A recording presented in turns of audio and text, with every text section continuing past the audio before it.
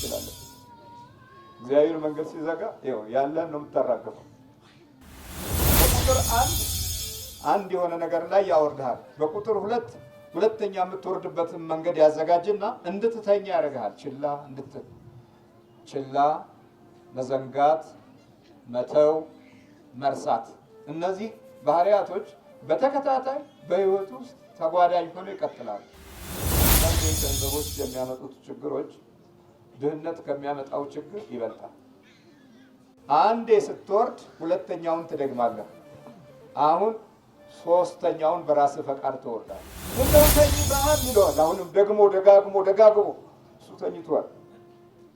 አያችሁ፣ አገልጋዩ ሲተኛ፣ የተመረጠው ሲተኛ፣ በበረከት አቅጣጫ ቁም የተባለው ሲተኛ፣ አሮጊቷ በመንፈስ ታስራ ወጣቱ ከአሮጊቱ እኩል ተይዞ ደንዝዞ ፈዞ ህሊናው አእምሮው ጠፍቶ የትምህርት ዋጋው ውጤቱ ሁሉ ተበላሽቶ በቤት ውስጥ እያጉረመረመ የተቀመጠው ልጆቻቸው እንኳን በመናፍስት እንደደነዘዙ ያልገባቸው ብዙ ናቸው። መጸለይ ያለበት ዮናስ ግን ሌሎቹ መጸለይ ጀመሩ። አሁን ግልብጥ ብሏል። አገልጋዮቹ ሲኮበልሉ እንዲህ ነው የሚገለባበጠው። እግዚአብሔር ማስተዋል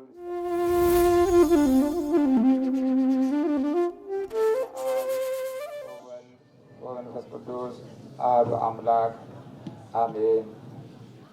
የተከበሩ አባታችን መላከ ሰላም ዘላለም እሰይ፣ አባቶች ካህናት፣ ወንድሞች ዲያቆናት፣ ሁላችሁም የእግዚአብሔር ቤተሰቦች እንደምን አደራችሁ? ወደ እግዚአብሔር ዛሬም ዘወትርም ለዘላለም ስሙ የተመሰገነ ይሁን። ርዕሳችን ምነው ተኝተሃል ይሆናል። ምነው ተኝተሃል? በትንቢተ ዮናስ ምዕራፍ 1 ላይ ያለ ቃል ነው።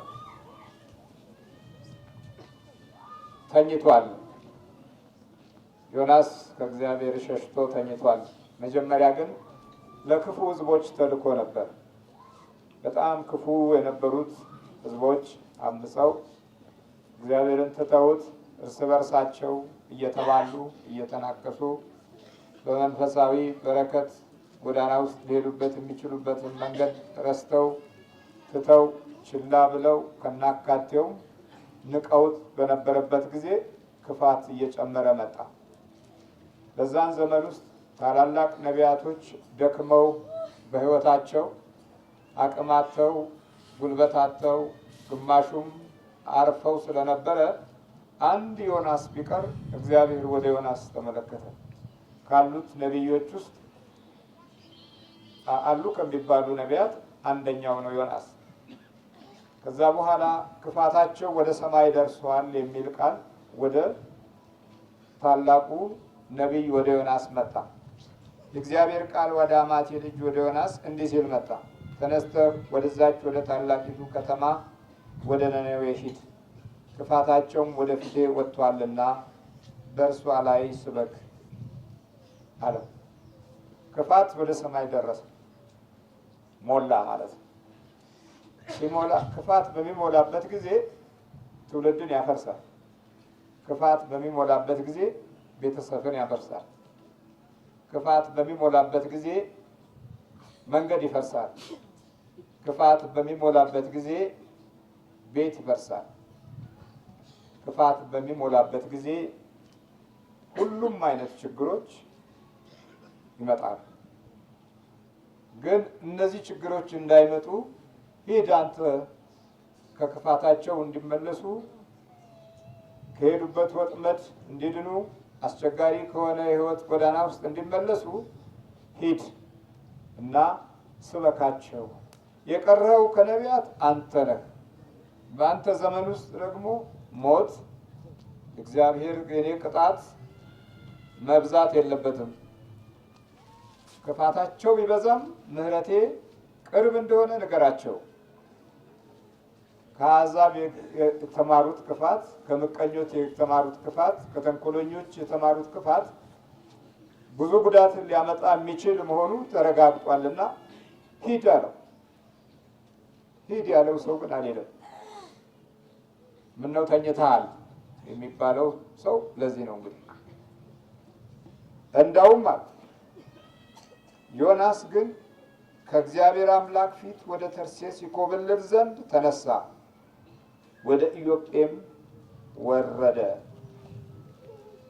ወደ ተርሴስ የምታልፍ መርከብ አገኘ። ከእግዚአብሔርም ፊት ኮብልሎ ከእነርሱ ጋር ወደ ተርሴስ ይሄድ ዘንድ ዋጋ ሰጥቶ ወደ መርከቢቱ ውስጠኛው ክፍል ገባ። አሁን ሸሸ።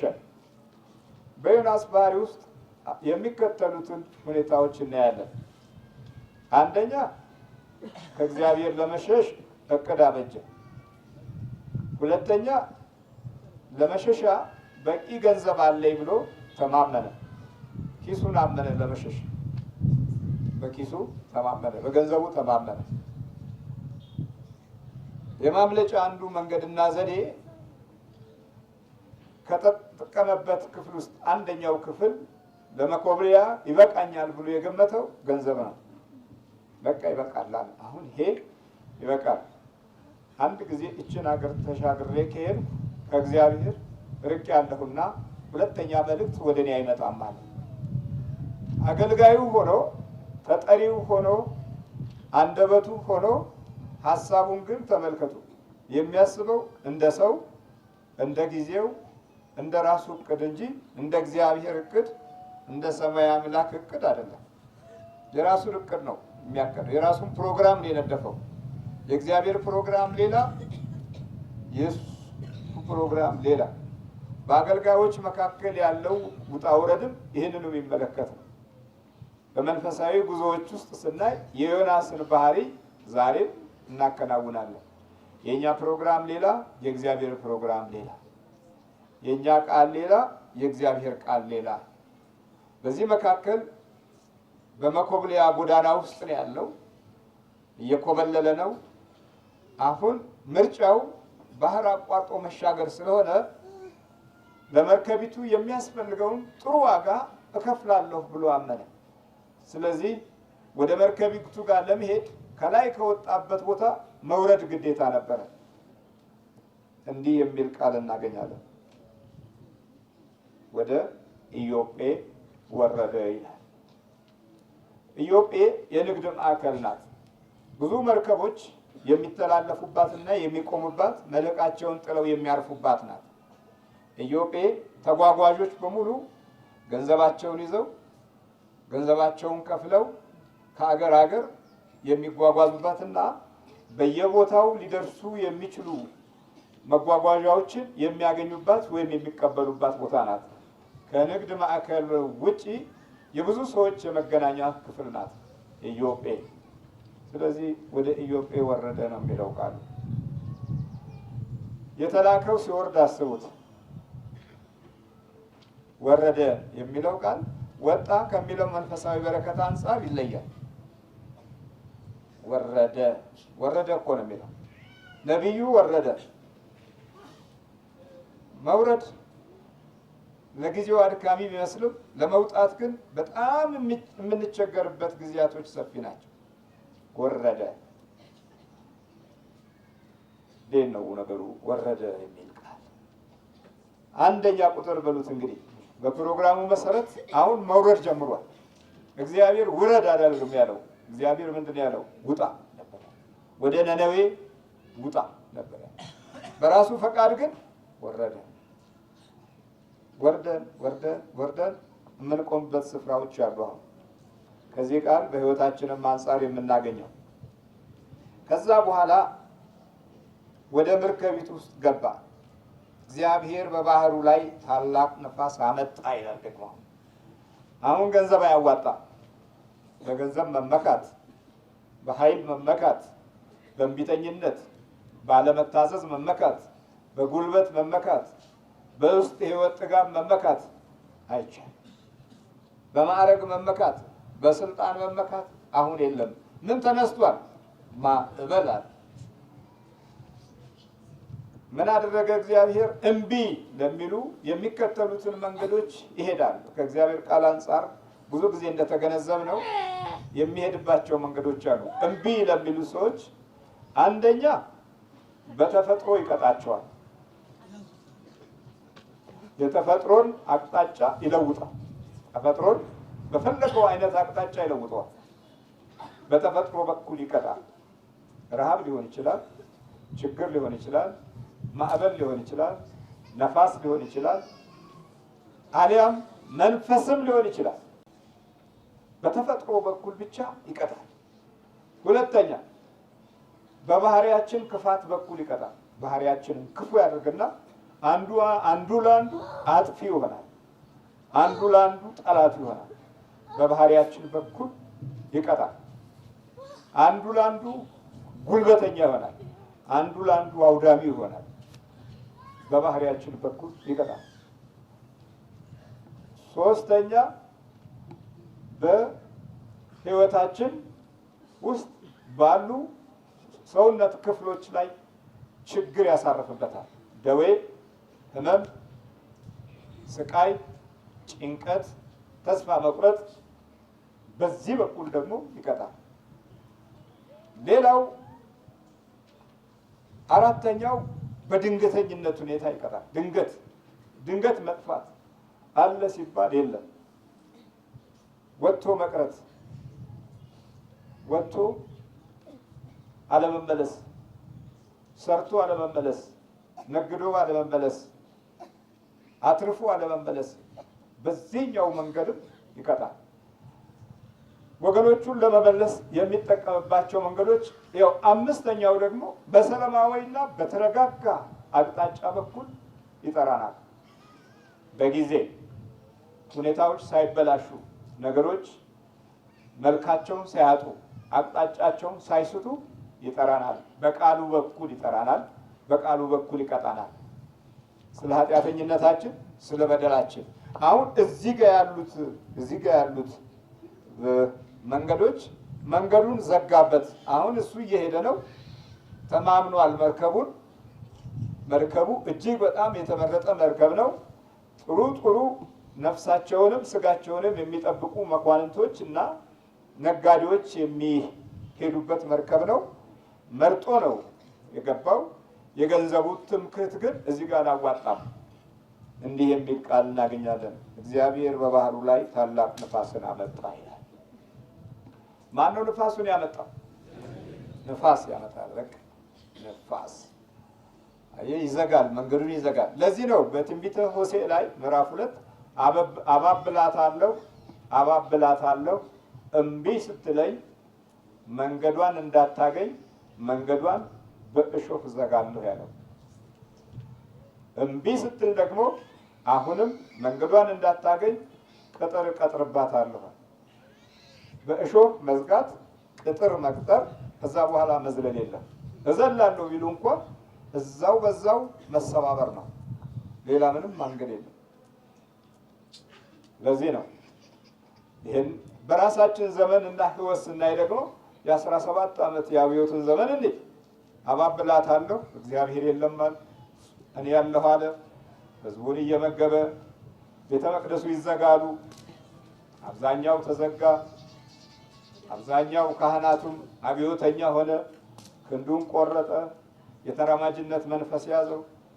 መሪጌታውም ስነ ግጥም የአብዮት ጸሐፊ ሆነ።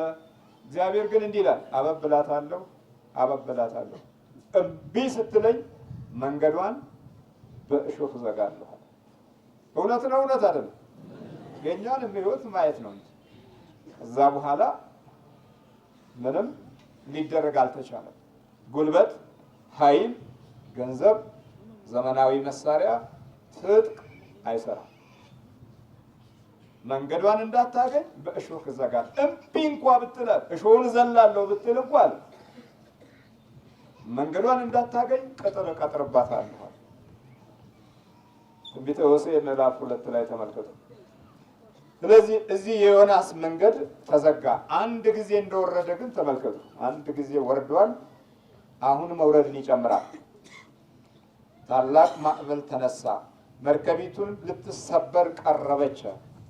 የዮናስ መሸሽ ሌላው በሌሎች ህይወትም ውስጥ ችግር ፈጠረ። በቤቱ ያሉት አገልጋዮች ከልዑል እግዚአብሔር አምላክ መሸሽ የእያንዳንዱ ሰው ህይወት በዲያብሎስ እስራት ውስጥ እንዲገባ ዛሬ መንገድ ከፍቷል። መተቱ፣ ሟርቱ፣ ሰልበናው፣ የግርማ ሞገሱ ስቃይ፣ የአስማቱ ኑሮ፣ የጠንቋዩ መብዛት፣ የቃልቻው መብዛት፣ የአስማተኞች መብዛት ለዲያብሎስና ለክፉ መንፈስ አገልግሎት የሚሰጡ ሰዎች እጅግ በጣም ከደህነኞቹ ሰዎች ልቆና በርትቶ እናገኘዋለን። ለዚህ ነው ልክፍት የበዛበት። መርከቢቱ ልትሰበር ቀረበች፣ መርከበኞቹም ፈሩ፣ እያንዳንዱም ወደ አምላኩ ጮኻል። ባህር የሚያመልከው ወደ ባህሩ ጮኸ።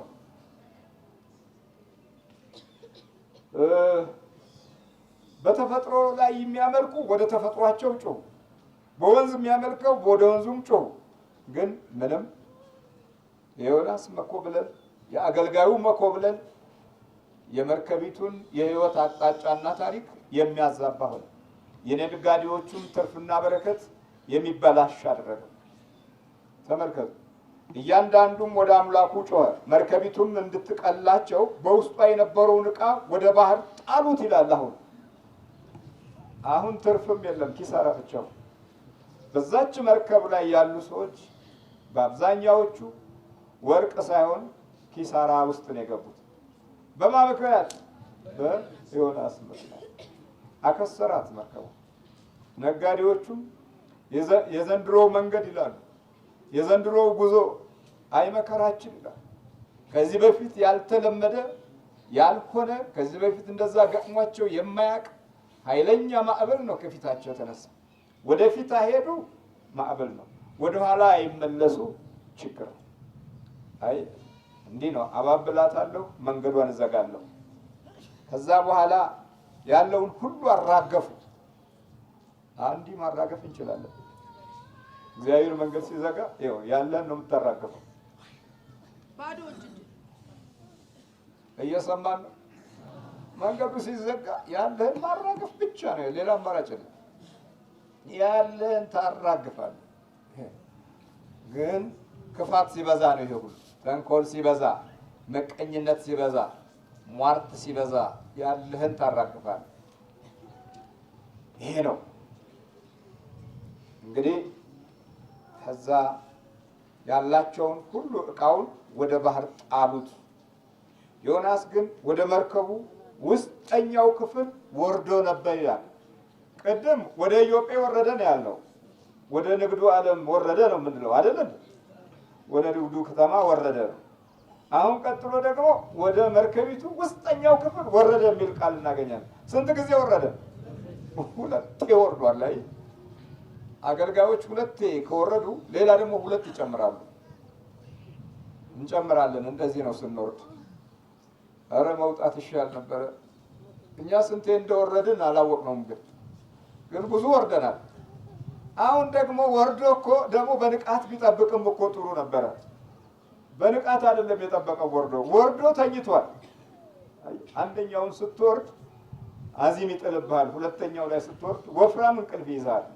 ለዚህ ነው ብዙ ጊዜ ጸሎት ለመጸለይ ስንዘጋጅ ከፍተኛ የሆነ የአእምሮም የህሊናም ትንቅንቅ የሚገጥመን። በተቻለው መጠን ዲያብሎስ ያለው አማራጭ ይህንን መንገዶች መጠቀም ነው። በቁጥር አንድ የሆነ ነገር ላይ ያወርድሃል። በቁጥር ሁለተኛ የምትወርድበትን መንገድ ያዘጋጅና እንድትተኛ ያደርግሃል። ችላ፣ መዘንጋት፣ መተው፣ መርሳት፣ እነዚህ ባህሪያቶች በተከታታይ በህይወት ውስጥ ተጓዳኝ ሆነው ይቀጥላሉ። ከዲያብሎስ ልዩ የአሰራር ባህሪያቶችም አንደኛው ክፍሎች ናቸው እነዚህ። አሁን መርከብ ውስጥ ወርዶ ተኝቷል።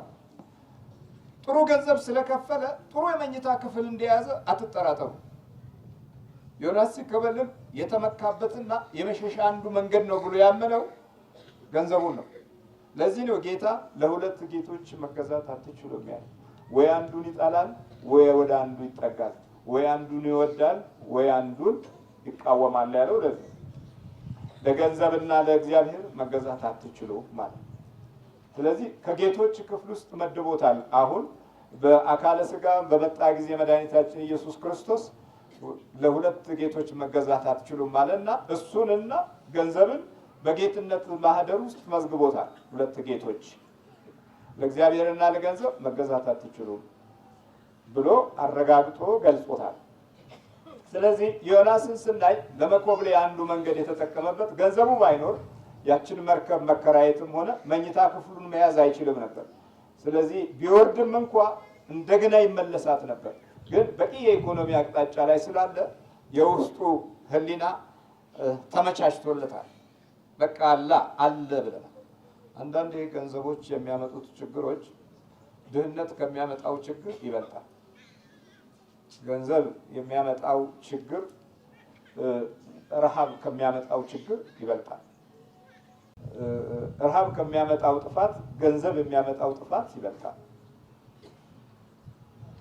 ጌታ ተብሏል። ጌታ ተብሏል። ስለዚህ አሁን ጥሩ የመኝታ ጊዜ ላይ ነው ያለው ዮናስ። እዛ ክፋት ሞልቷል፣ እሱ እዚህ ክፋትን ይሸሻል። እግዚአብሔር ክፋት እንዲቆም ታገል ብሎ ይጠራዋል፣ እሱ አይ ክፋትን አልታገልም ብሎ ይሸሻል። ስለዚህ እንደውም በፊት ከነበረበት ሕይወትና ኑሮ ይልቅ በመርከቢቱ ውስጥ የነበረበት ጊዜና ሰዓት እንቅልፉ ጣፍጦታል። ስንታዘዝ እምቢ ስለምንል የእምቢተኝነት እንቅልፍ ይጣፍጣል። በጣም እኮ የሚገርም ነገር ነው። እግዚአብሔር ማስተዋሉን ይስጠን። ተኝቷል እኮ ነው የሚለው። ሌላው ኑሮውን ያራግፋል፣ እሱ ተኝቷል። ሌላው ገንዘቡን ወደ ባህር ላይ ይጥላል፣ ጭነቱ ይቀንሳል። ምናልባት እንዳንሰጥም ጭነቱን ቀንስ እያሉ ይወረውራሉ፣ ሁሉን ይወረውራሉ። ተወርውሮ አለቀ። እንግዲህ ያቺ መርከብ፣ እነዛ መርከበኞች፣ እነዛ መሪዎች፣ እነዛ የባህር ሰዎች ያላቸው አማራጭ ራሳቸውን ብቻ ማዳን ነው። ኑሯቸውን ማዳን አልቻሉም፣ ገንዘባቸውን ማዳን አልቻሉም። ስለዚህ የመርከበኛው አለቃ ወደ እርሱ ቀርቦ በከባድ እንቅልፍ ተኝቶ ነበረ ዮናስ ነው የሚለው ቃሉ። አንድ ነቢይ ሲተኛ አስቡት፣ የሸሸ ነቢይ ሲተኛ አስቡት። እዛ ሰው በክፋት ትውልዱ እየታመሰ ነው፣ በምቀኝነት መንፈስ እየታመሰ ነው፣ በጥላቻ መንፈስ ተያይዟል፣ እርስ በርሱ እየተባላ ነው። ስለዚህ ከመሬት ለቆ ክፋት ሰማይ እስኪደርስ ድረስ ስቃይ በርትቷል። እረ ስቃይ ከምድር ወደ ሰማይ መጥቷል እያለ እግዚአብሔር ሲናገር ሊሰማ የሚችል የነበረው ነቢይ በእንዲህ አይነት ሁኔታ ውስጥ ነው ያለው። ይኸውላችሁ በከባድ እንቅልፍ ተኝቶ ነበረ። በማዕበል ጊዜ እሱ በከባድ እንቅልፍ ተኝቶ ነበር። ይኸው እኛስ ተኝተን የለን።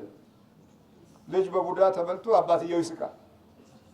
ይስቃል እኮ ቡዳ ትርፍ መስሎታል። ሁለተኛ ፍጡር እኮ ልጅ ውስጥ ገብቷል። አይነ ጥላ በህይወት ውስጥ ስቃይ እያዩ ልጆች እናትየዋ ኧረ እዛ እንደ ፈጠርጠረሽ ሁኚ ጮህሽ እንደ ደግሞ እዛ ሄደሽ ትላለች። አዎ እናቴ አንቺ ካንቺ የመጣ አይነ ጥላ ነው ተባለ። ኡቴ ከኔው አፈር አባሽ በላሽና እንደገባሽ እዛው ውጪ ብላ ዱላ እንደገና ታነሳለች። እኔ ንጹህ ነኝ፣ የንጹህ ዘር ነኝ፣ እኔ ክርስቲያን ዘር ነኝ። ከኋላ ያሉትን መነኮሳት ትቆጥራለች። አይ ጉድ አይ ጉድ! እነሱ እኮ ጸልየው ነው፣ እነሱ እኮ አመልጠውት ነው። እኛም በከባድ እንቅልፍ ተኝተናል። አዚም ለቆብናል። በመጠጥ አስረን በሌላው እንስቃለን። በክፉ መናፍስት እድሎቻችን ተበላሽቶ እዚህ በሚጮኸው ዳርዳሩን እንዴ ይገርማል እኮ እያልን እንስቃለን። አየህ በማዕበል ውስጥ እያለ ተኝተሃል። የመናፍስት ማዕበል ወሮ እንቀልዳለን። አንዳንዶቻችን እንደውም ከተያዘልን በኋላ ልጮህ ነው እንዴ ለካ ድንገት ሄጄ እኮ እዛ ሊያዝብኝ ነበረ መንፈሴ ብለን አኩርፈን ቤት ቁጭ ብለናል። ቆይቶ ግን ወይ ተጣመን ወይ ተወላግደን ወይ ነርቭ ሆኖ ወይ ብዛት ሆኖ እንደገና እኔ እኮ አንድ ጊዜ ሄጄ ሊነሳ ሲል በገዛ እጄ ሸሽቼ ነው የመጣሁት እንላለን። በገዛ እጄ እንላለን። የውስጥ ቅሬታዎቻችን ከብዙ ጊዜ ማለፍ በኋላ ያሰቃየናል። ሰርቼልሻለሁ ይላል ደግሞ የዛን ጊዜ በጣም ያስቸግራል። አንድ ጊዜ ጊዜው ካለፈ በጣም ችግር ነው በጣም እና በከባድ እንቅልፍ ተኝቷል። የመርከበኛው አለቃ መጣና አንተ ወደ እርሱ ቀርቦ ምን ነው ተኝተሃል? እየቀሰቀሰው እኮ ነው። አለቃው እኮ ነው፣ የመርከቡ አለቃ። ምን ነው ተኝተሃል ይለዋል። አሁንም ደግሞ ደጋግሞ እሱ ተኝቷል። አያችሁ፣ አገልጋዩ ሲተኛ፣ የተመረጠው ሲተኛ፣ በበረከት አቅጣጫ ቁም የተባለው ሲተኛ፣ ምን ነው ተኝተሃል? ከዛ እንዳንጠፋ እግዚአብሔር ያስበን እንደሆነ ተነስተህ አምላክህን ጥራ ነው። መጸለይ ያለበት የትኛው ነበረ? ነቢዩ አልነበረም? አሁን ሌላው ተቀደመ እኮ። አያችሁ፣ አንዳንዴ እንዲህ መቀዳደም አለ። አሁን ስለ መቁጠሪያ እናንተ ተረድታችኋል። በቤቱ ኖረው ምንድን ነው ይሄ ሁሉ ጉድ ይላሉ። ጠፍቷቸው፣ ብልሃቱ ጠፍቷቸው፣ ቅጥቀጣው ጠፍቷቸው፣ የመናፍስቱን ጥበብና ባህሪ ስልቱ ጠፍቷቸው እናንተ ሰዎች ምንድን ነው መነኮሳችሁ እንዴ ይላሉ። አቃቢት ልትሆኑ ነው እንዴ እያሉ ያሾፋሉ። ለሴቱ አቃቢት ልትሆን ነው፣ ለወንዱ መነኩሴ ልትሆን ነው እያሉ ይቀልዳሉ። በቤቱ እኮ ነው ያሉት፣ በደጁ እኮ ነው ያሉት። የመናፍስቱ የውጊያ ጥበብና ባህሪ አልገለጥ ብሏቸው ይሄ ሁሉ ብዙ ወገን በመናፍስት ተጠቅቶ በጉዳት ማዕበል ውስጥ እያሉ ምንም ስሜቱ የሌላቸው ብዙ ናቸው። በጣም ስሜቱ የሌላቸው። አሮጊቷ በመንፈስ ታስራ፣ ወጣቱ ከአሮጊቱ እኩል ተይዞ ደንዝዞ ፈዞ ሕሊናው አእምሮው ጠፍቶ የትምህርት ዋጋው ውጤቱ ሁሉ ተበላሽቶ በቤት ውስጥ እያጉረመረመ የተቀመጠው ልጆቻቸው እንኳን በመናፍስት እንደደነዘዙ ያልገባቸው ብዙ ናቸው። ይኸውላችሁ መጸለይ ያለበት ዮናስ ግን ሌሎቹ መጸለይ ጀመሩ። አሁን ግልብጥ ብሏል።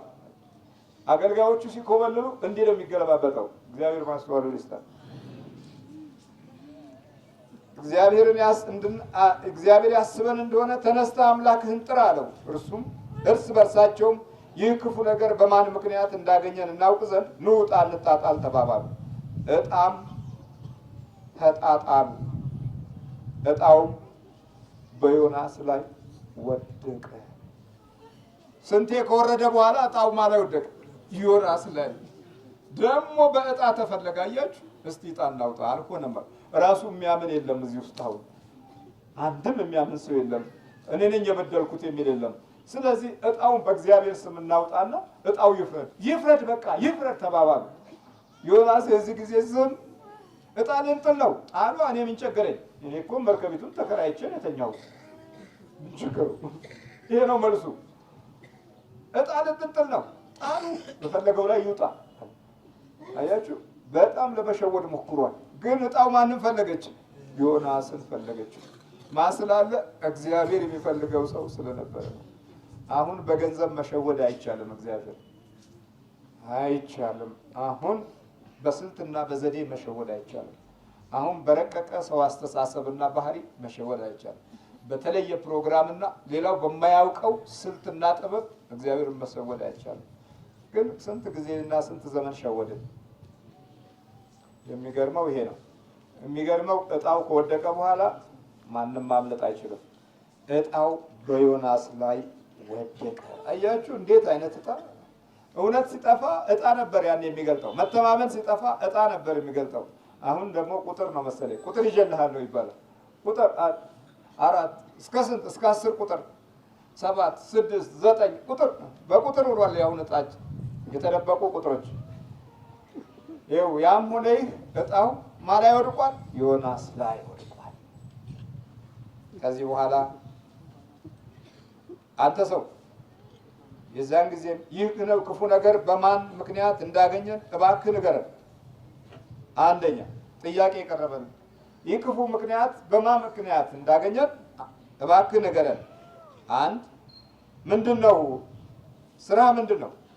2 ከወዴት ነው የመጣኸው? 3 አገሩ ወዴት ነው? 4 ወይስ ከማን ወገን ነህ? 5 ጥያቄ መጣል። ክፉ ነገር በማን ምክንያት አገኘን? ንገረን። ስራ ምንድን ነው? ንገረን። ከወዴት ነው የመጣኸው? ንገረን። አገሩ ወዴት ነው? ንገረን። ወይስ ከማን ወገን ነህ? ንገረን። ጥያቄ በጥያቄ ሆነ። ማምለጥ አይቻልም። ከዛ በኋላ አይ ያለ እርሱም እኔ ማለት ጀመረ። መቼ በሰላማዊ ወቅት እኔ ያለ አሁን እኔ ያለ እኮ እኔ ዕብራዊ ነኝ። ባህሩንና የብሱን የፈጠረውን የሰማይን አምላክ እግዚአብሔርን አመልካለሁ አላቸው። ማንና ማን የፈጠረው? ሰማይና ምድርን ባህሩንና የብሱን የፈጠረውን የሰማይን አምላክ አመልካለሁ አላቸው። ዕብራዊ ነኝ አለ። ኤቦር ከተባለው ዘር በኩል በአብርሃም በኩል መጥቶ ከነበረው ትውልድ የተገኘሁ ነኝ። የኤቦር የልጅ ልጅ ዘር ነኝ። ኤቦር ምን ተባለ? በኤቦር ምክንያት ዕብራዊ ተባለ። ስለዚህ የዕብራዊው ክፍል አካል ነኝ። ቋንቋዬም ዕብራይስጥ ነው አለ። ከኤቦር ዘር በኩል ሄብሪው የሚለው ቃል ወጣ። ከዛ በኋላ ዘሬም ዕብራዊ ነኝ ቋንቋዬም ሄብሪው ነው አለና ነገራቸው። እነዚህ ሰዎች ከእግዚአብሔር ፊት እንደኮበለለ እርሱ ስለነገራቸው አውቀዋልና እጅግ ፈርተው ይህ ያደረክብን ነገር ታዲያ ምንድን ነው አሉት። ባህሩንም ሞገዱ አጥብቆ ያናውጠው ነበርና ባህሩ ከኛ ዘንድ ጸጥ እንዲል ምን እናድርግብህ አሉት። አልቀረለትም። አሁን እስቲ አሁን ምን እናድርግብህ? አንተው ራስህ ፍረድ፣ አንተው ራስህ ወስን አሉት። ምን ይደረጋል? ኧረ አንዳንዴ ውሳኔዎቻችን ከራሳችን ባህሪያት ጋር ተያይዞ ሊመጡ የሚችሉትን በአግባቡ ማስተናገድ ነው። እንግዲህ ያለው አማራጭ ያው አባብላታለሁ፣ እምቢ ስትለኝ መንገዷን በሾህ እዘጋለሁ፣ እምቢ ስትለኝ ቅጥር እቀጥርባታለሁ ይላል ሆሴ። አሁን ፍጻሜው እዚህ ጋር መጣ። እርሱም ይህ ታላቅ ማዕበል በእኔ ምክንያት እንዳገኛችሁ አውቃለሁና አንስታችሁ ወደ ባህር ጣሉኝ አለ። በገንዘብ 2 ጊዜ ወረደ። አሁን በራሱ ደግሞ 2 ጊዜ ይወርዳል። እግዚአብሔር ምሕረቱን ይስጠን። እስቲ ተመልከቱ። በሉ አሁን ወደ ባህር ጣሉኝ አለ። አንስተው ወደ ባህር ሊጥሉት ነው። ወደ ባህር ጣሉኝ፣ ባህሩም ጸጥ ይልላችኋል አላቸው። ሰዎቹ ግን ወደ ምድሩ ሊመለሱ አጥብቀው ቀዘፉ። ዳሩ ግን ባህሩ እጅግ አብዝቶ ይናወጥባቸው ነበርና አልቻሉም። ስለዚህ ወደ እግዚአብሔር ጮኸው አቤቱ እንደወደድህ አድርገሃልና እንለምንሃለን። አቤቱ ስለዚህ ሰው ነፍስ እንዳንጠፋ ንጹሕም ደም በእኛ ላይ እንዳታደርግ እንለምንሃለን አሉ። ዮናስንም ወስደው ወደ ባህር ጣሉት። ባህሩም ከመናወጥ ጸጥ አለ። ሰዎችም እግዚአብሔርን እጅግ ፈሩ፣ ለእግዚአብሔርም መስዋዕት አቀረቡ፣ ስዕለትንም ተሳሉ ይላል። ጸጥ አለ። አሁን ማ ሲገባ? በራሱ በገንዘብ ወደ ኢዮጴ ወረደ። በገንዘብ ወደ መርከቢቱ ውስጥ ወረደ። አሁን ደግሞ ወዴት ወረደ? ወደ ባህር ወረደ። አንዴ ስትወርድ ሁለተኛውን ትደግማለህ። አሁን ሶስተኛውን በራስህ ፈቃድ ትወርዳለህ። አንድ የምትወረደ በቃ ችግር ነዋ። አራተኛውም ደግሞ ሌላ ፈቃድ ይገባና በሌላ ፈቃድ ውስጥ ትወርዳለህ። አይ እንግዲህ እንደዚህ ነው የሚሆነው። ከዛ በኋላ እግዚአብሔርም ዮናስን የሚውጥ ታላቅ አሳ አሰናዳ። ዮናስም 3 ቀንና 3 ሌሊት በአሳ ሆድ ውስጥ ነበረ። ዮናስም በአሳ ሆድ ውስጥ ሆኖ ወደ አምላኩ ወደ እግዚአብሔር ጸለየ፣ እንዲህም አለ። በመከራዬ ሳለሁ ወደ አምላኬ ወደ እግዚአብሔር ጮኹ። ማዕበልና ሞገድ ሁሉ በላዬ አለፈ። ወደ ታችኞቹ ወደ ተራሮች መሰረትም ወረድሁ አለ። አሁን ደግሞ ምን ውስጥ ወረደ? አሳ ሆድ ውስጥ ወረደ። አውሬ ሆድ ውስጥ ወረደ በሉት። በቃ ስንት ጊዜ ወረደ? 4 ጊዜ ወረደ። አንዴ ስትወርድ ሁለተኛውን ትደግማለህ፣ ሶስተኛው በግድ ትደግማለህ፣ አራተኛውንም በግድ ትደግማለህ።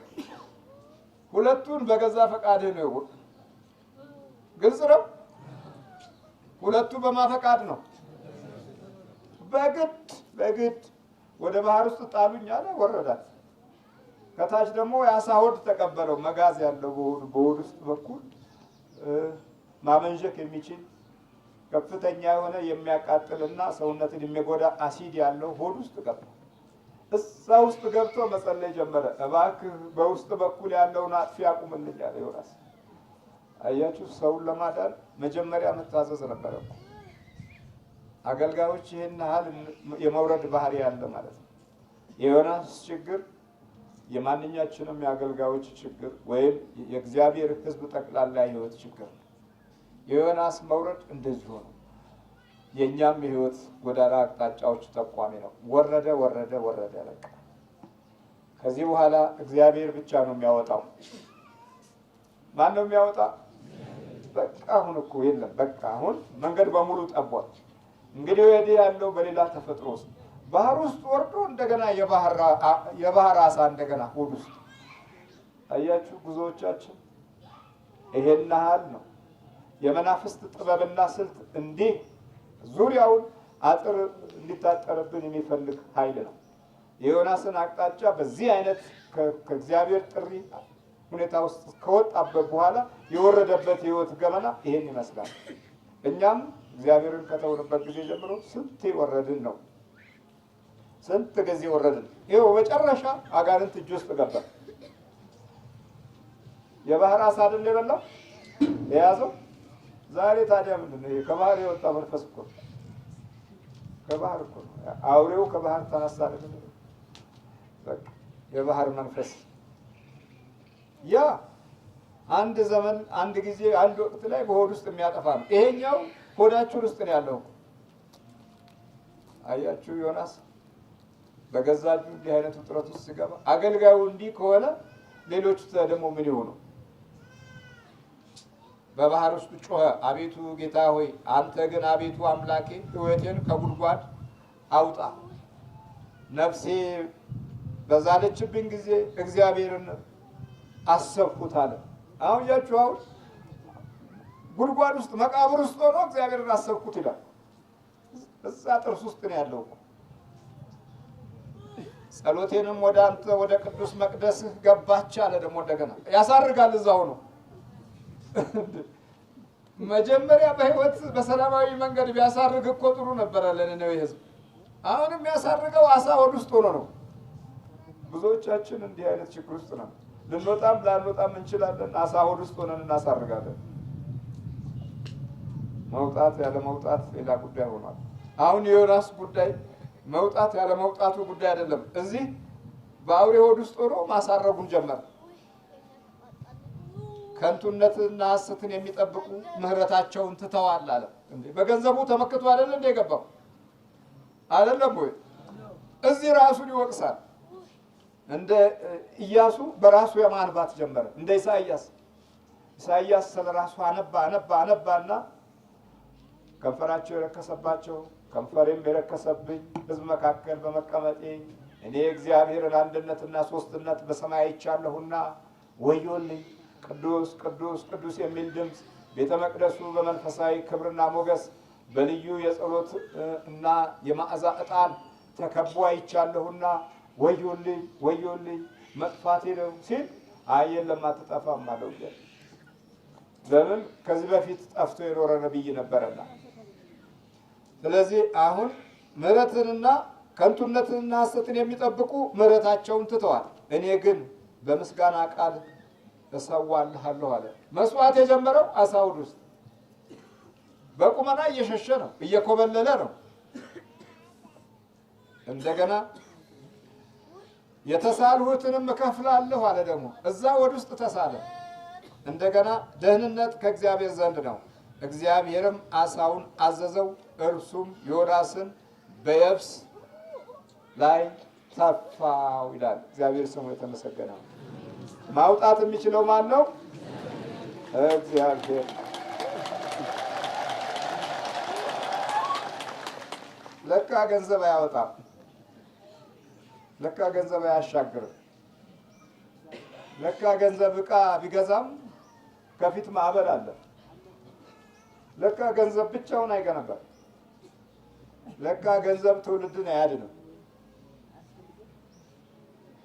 ብዙ ሰዎች ትውልድን ገንዘብ የሚያድን እየመሰላቸው ከዛም ሲሰርቁ፣ ከዛም ሲቦጭቁ፣ ከዛም ምሉ፣ ከዛም ሲሰርቁ፣ ከዛም ሲያታልሉ፣ ከዛም ሲቀሙ ያጠራቀሟትን ገንዘብ ይድኑበታል ያሉት ትውልድ ድራሹን አጥፍቶ ዛሬ በየመንገዱ ላይ የወደቀው ከደህና ወገን የተገኘ የተባለው የህብረተሰብ ክፍል ነው። ለካ ገንዘብ ትውልድን አያድንም።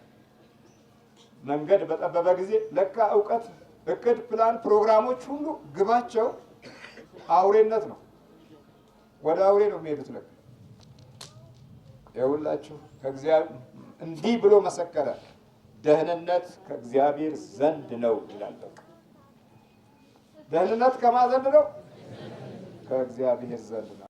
ዮናስ በእንዲህ አይነት ችግር ውስጥ አልፏል። ክርስቲያናዊ ህይወታችንም ይህንኑ በመሰለ አቅጣጫ ላይ እግዚአብሔር ማስተዋል ይስጠን።